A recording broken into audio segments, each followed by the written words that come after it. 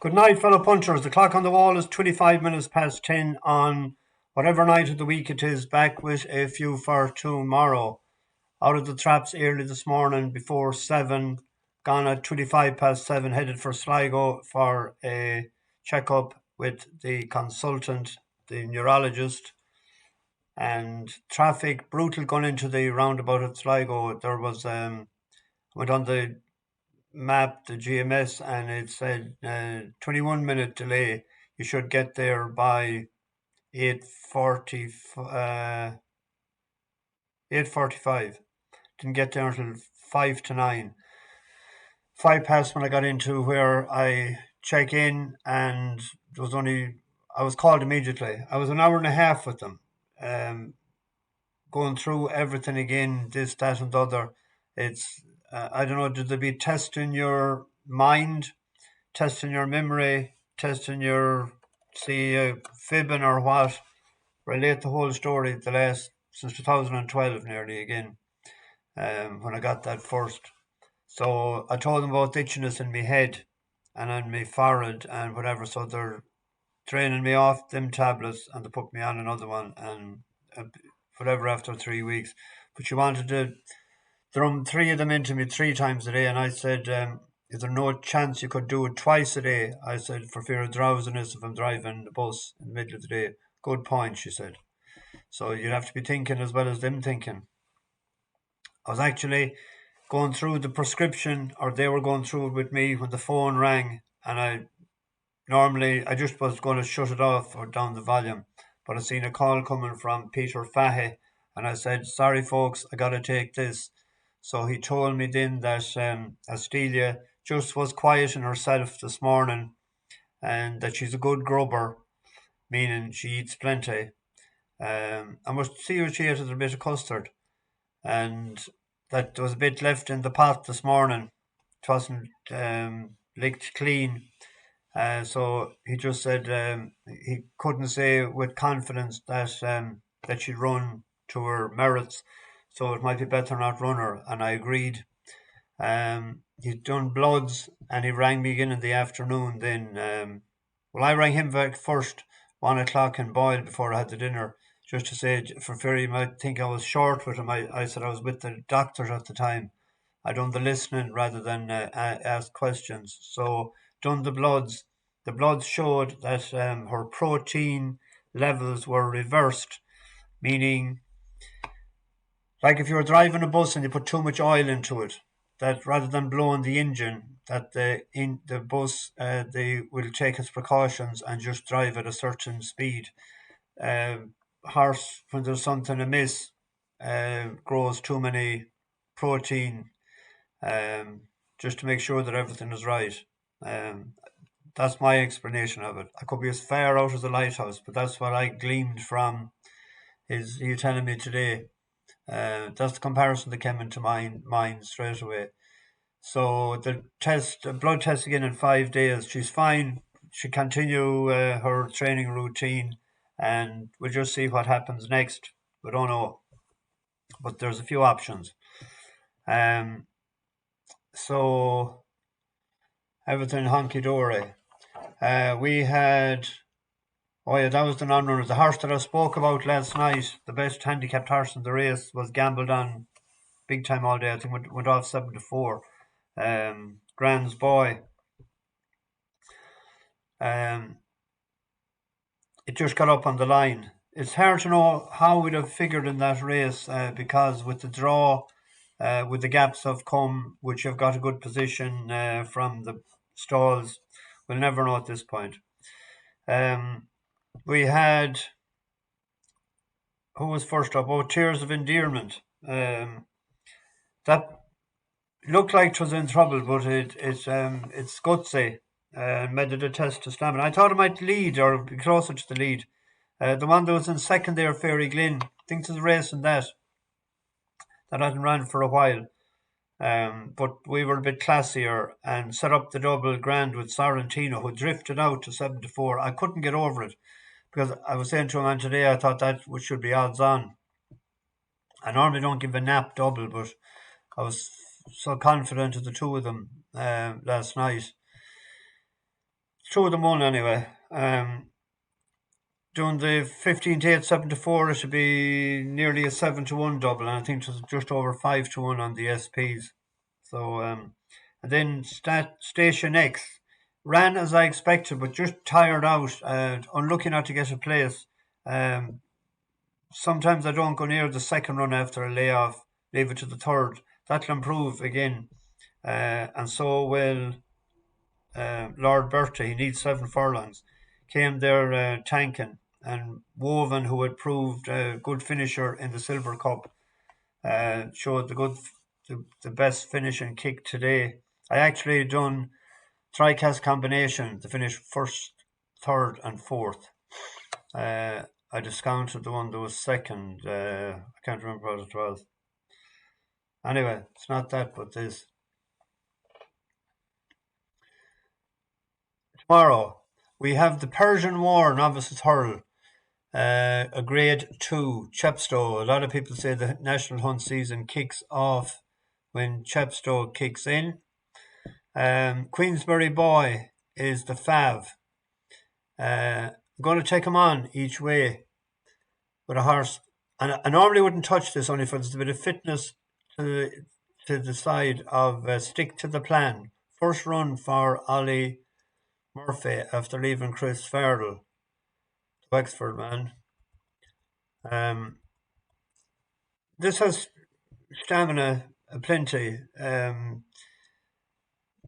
The way it stepped up to 2.5 mile in the Stole in May, it won. And again then in Galway.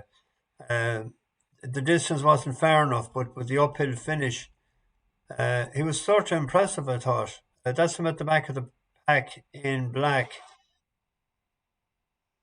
I will kick it forward a bit. Here.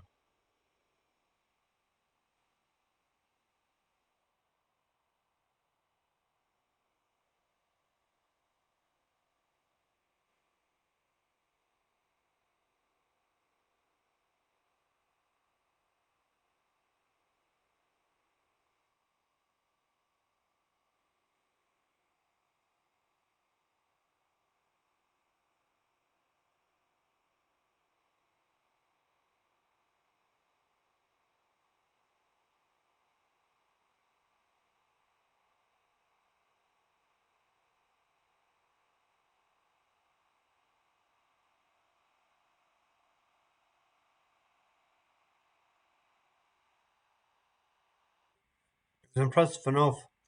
And the step up in trip tomorrow to 2, 3.5 will be a plus. It's an each way bet. It was 13 to 2 there not too long ago. They could actually back it without the fav as well. Well, let's see what price without the fav.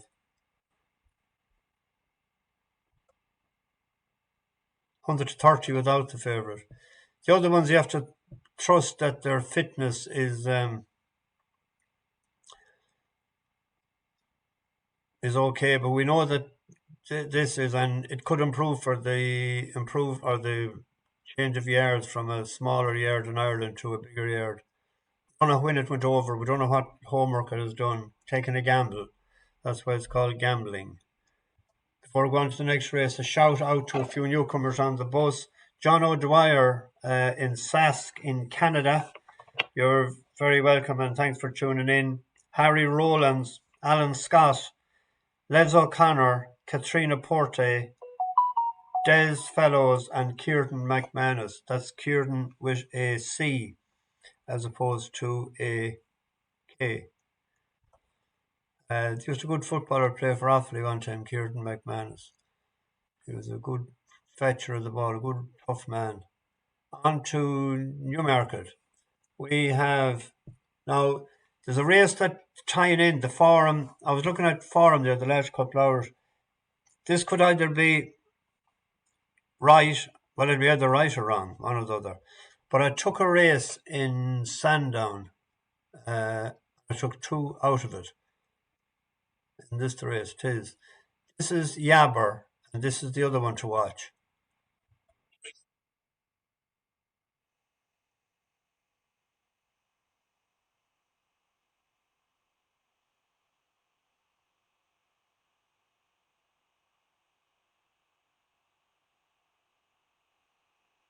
Yabher, that was over a mile two. And this is up to a mile four. It took him all his time to get there, and he gets there on the line. To suggest that the extra couple of furlongs will be to his benefit tomorrow in Newmarket. And the other one ran a decent race again, and it got chopped for room, um, where we were going to Newmarket first. Respond, we seen that the other night when I picked out the horse that didn't win yesterday. It was second, beaten ahead. You know the one.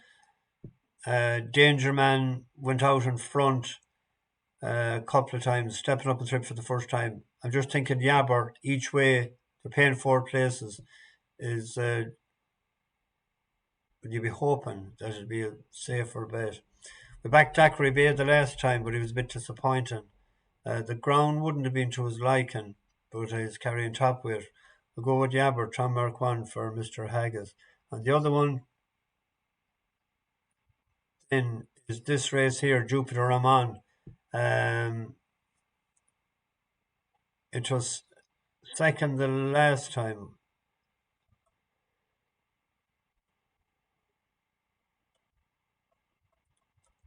behind. Yeah, that was the reason. It was on good firm here when it ran well.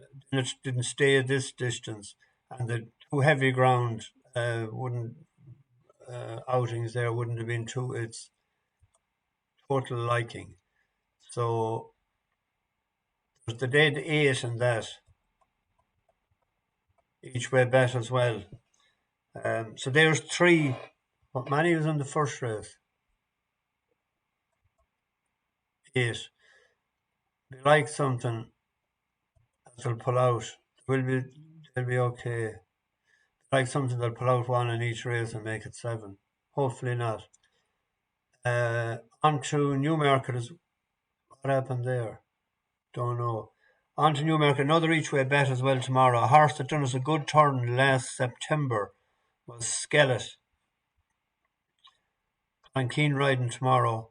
I think it's his first time on her back, isn't it? Yeah. We were on it in Sandown last year in a listed race. It run then into June. And then it ran well enough the last day in a decent race at a big prize. Lady of Spain was the winner.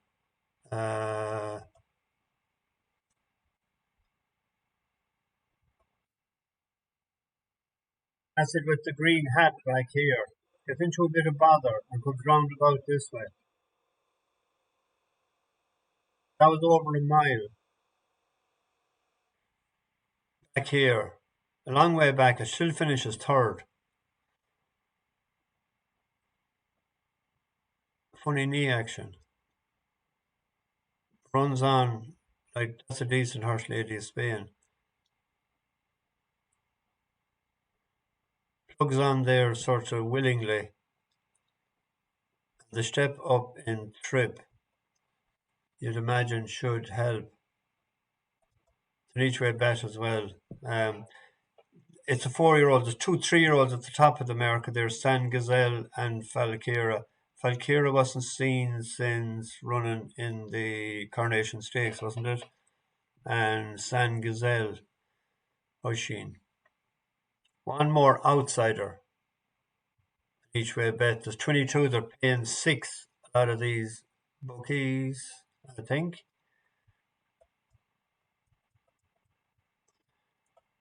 Six. Yeah. Well, there's a couple of them six. The numbers bookie is six. There's one there, Sky Advocate. It's back to 7 furlongs. Now, in its last couple of runs, you would say, well, why are you going back to 7 furlongs? But it ran some of its better races last year over 6 and 7. It was fourth in the sales race on the Cur over 6.5, and over 7 inches twice, and that Supreme Sovereign is decent. Stepped it up and tripped in.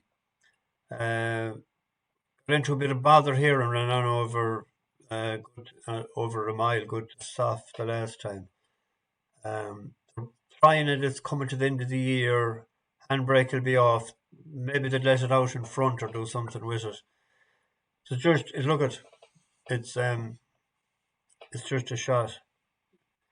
The each way bet, if you can get to sixth places there, is 11-1.